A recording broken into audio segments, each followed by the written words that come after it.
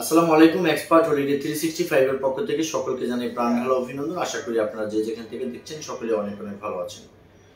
আজকে আপনাদের সামনে একটু প্রেজেন্ট করতে চাচ্ছি যে এস্তোনিয়া নাকি লাটভিয়া, সেনজেনের এই দুটো দেশের মাঝে আপনি কোনটা অ্যাপ্লাই করলে আপনার জন্য বেস্ট হবে এবং কি সার্বিক পরিস্থিতি বিবেচনা করে ভিসা রেশিওটা বর্তমান সময়টাতে কোনটাতে একটু ভালো চলছে।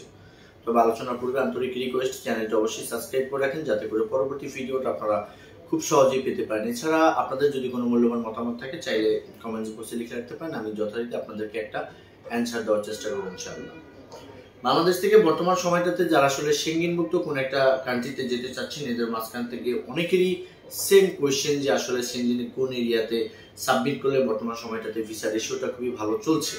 এবং কি অনেকেই আমাকে একটা জিনিস জিজ্ঞাসা করে প্রায় বেসিক্যালি গত 1 উইক অর্থাৎ লাস্ট এক সপ্তাহে কিন্তু আসলে এস্তোনিয়া নিয়ে প্রচুর পরিমাণ কল এসেছে। এখন ব্যাপারটা হচ্ছে আপনাকে সার্বিক পরিস্থিতিটা বুঝে তারপরে কিন্তু আসলে অ্যাপ্লাই করতে হবে। যদিও সেনজেনে একটা ভিসা দিয়ে 26-27টা কান্ট্রি আপনি ভিজিট করতে পারবেন সেটা ঠিক আছে, কিন্তু আজকে যে বিষয়টা এস্তোনিয়া নাকি লাটভিয়া, যেহেতু এই দুটো দেশ নিয়ে আমাদের কাছে বেশি ফোন আসে, সো আপনাকে আমি একটু ভালো মন্দটা একটু শেয়ার করার চেষ্টা করবো।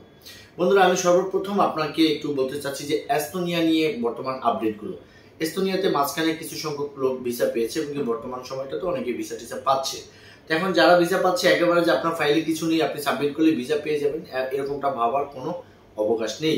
যদি আপনার কোনো কাগজপত্র কোনো কিছু না থাকে, যদি কোনো ট্রাভেলস মেক করে আপনাকে কাগজপত্র অথেন্টিক ভাবে তৈরি করে দিতে পারে সেটা ভালো কথা যে আসলে আপনার, তবে ফাইনালি এম্বাসি অফিসার ভিসা অফিসারের কাছে কিন্তু আপনার ডকুমেন্টসটা পৌঁছাতে হবে। এখন ব্যাপারটা হচ্ছে যে এস্তোনিয়াতে আপনি ফাইলটা যদি সাবমিট করতে চান সেই ক্ষেত্রে কিন্তু বর্তমান সময়টাতে এস্তোনিয়া ডিল করে কিন্তু জার্মানি এম্বাসি, আপনারা জানেন যে জার্মান এম্বাসিতে আপনার ফাইলটা জমা করতে হবে এস্তোনিয়ার জন্য।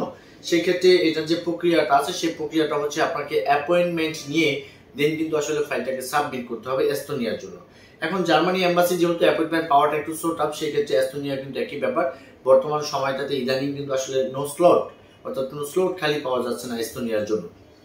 এখন ব্যাপারটা হচ্ছে যে আপনি এস্তোনিয়ার জন্য স্লট পাওয়া যাচ্ছে না, অথচ এস্তোনিয়াতে যদি কোনো ধরনের সাবমিট আপনি করতে পারেন সেই ক্ষেত্রে হয়তো আপনার ডকুমেন্টসের উপর ডিপেন্ড করে কিন্তু আপনি ভিসাটা পেয়ে যেতে পারেন।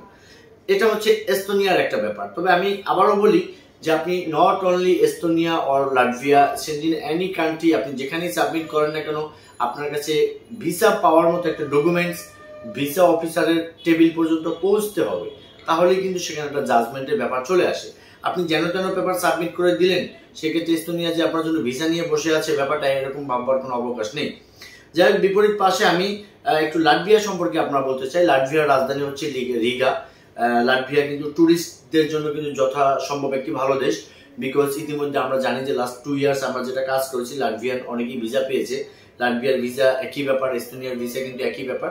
তো সেক্ষেত্রে লাটভিয়ার বর্তমান সময়টাতে আপনার জন্য একটু সহজ হলো এই দিক থেকে যে লাটভিয়ার অ্যাপয়েন্টমেন্ট কিন্তু আসলে অ্যাভেলেবেল। আপনি চাইলে সুইডেন এম্বাসির এটাকে রিপ্রেজেন্ট করে, আপনারা জানেন যে সুইডেন এম্বাসির মধ্য দিয়ে কিন্তু আপনি চাইলে লাটভিয়ার ফাইলটা সাবমিট করতে পারেন।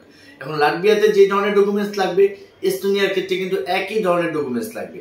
ভিসা রেশিওর দিক হিসাব করলে এস্তোনিয়াও কিন্তু ভিসা দিচ্ছে, লাটভিয়াও কিন্তু ভিসা দিচ্ছে। আর আপনার সেনজেনে যদি আপনি যেতে চান মিনিমাম 2 থেকে 3টা এরিয়া আপনাকে ট্রাভেল আইটিনারির মাধ্যমে ইনক্লুড করে দেন কিন্তু আপনাকে সাবমিট করতে হয়। সেক্ষেত্রে আপনি যদি এস্তোনিয়ার অ্যাপয়েন্টমেন্ট না পান সেক্ষেত্রে আমি বলবো আপনি লাটভিয়া ফার্স্ট এন্ট্রি দেন, এস্তোনিয়া সেকেন্ড এন্ট্রি দেন, সমস্যা কি, থার্ড এন্ট্রি দেন আপনার সুইডেনে, যেহেতু সুইডেন এম্বাসিতে যদি আপনার জমাটা হয়। এরকম ভাবে আপনি চাইলে কিন্তু ফাইলটাকে সাবমিট করতে পারেন বন্ধুরা। এখন ব্যাপারটা হচ্ছে যারা বর্তমান সময়টাতে একেবারে এক্স্যাক্টলি এস্তোনিয়াতেই সাবমিট করতে চান, এদের জন্য আসলে স্লট খালি যদি আপনি হিসাব করেন তাহলে নভেম্বর ডিসেম্বর অর্থাৎ 2 থেকে 3 মাস পরে মেবি স্লট গুলো আজকে দেখলাম একটু খালি আছে। তো এই সময়টা আপনাকে ওয়েট করে দেন আপনাকে ফাইলটা সাবমিট করতে হবে। এখন ব্যাপারটা হচ্ছে আপনি 3 মাস সময় যদি ওয়েট করে ফাইলটা সাবমিট করেন সেক্ষেত্রে আপনার যাওয়ার যে টাইমটা আছে এটা কতটা যৌক্তিক, এই উইন্টারের মাঝে যদি আপনার ডেটটা পড়ে যায় সেক্ষেত্রে কিন্তু সেটার সাথে এটা ম্যাচ করতেছে না।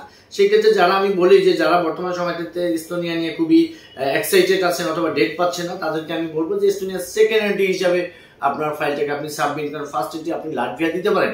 এখন আমি যদি লাটভিয়া এবং এস্তোনিয়াকে যদি আমি কম্পেয়ার করে থাকি তাহলে আই থিঙ্ক আপনার মানে হ্যাচেলের দিক থেকে কিন্তু আমি লাটভিয়াকে একটু আগিয়ে রাখবো।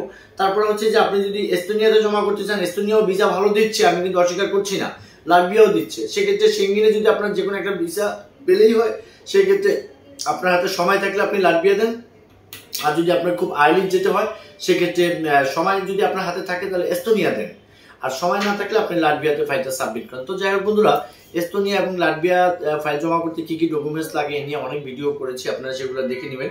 আর এই রিলেটেড যদি আপনাদের কোনো কিছু জানা থাকে তাহলে স্ক্রিনে দেওয়া নাম্বারে যোগাযোগ করতে পারেন, অথবা একান্ত ফাইল প্রসেসের কোনো প্রয়োজন বোধ করলে ডেসক্রিপশন বক্সে অফিস অ্যাড্রেস দেওয়া হলে আমাদের সাথে যোগাযোগ করবেন। আমরা সার্বিক পরিস্থিতি বিবেচনা করে আপনাদেরকে একটা হেল্প করার চেষ্টা করব।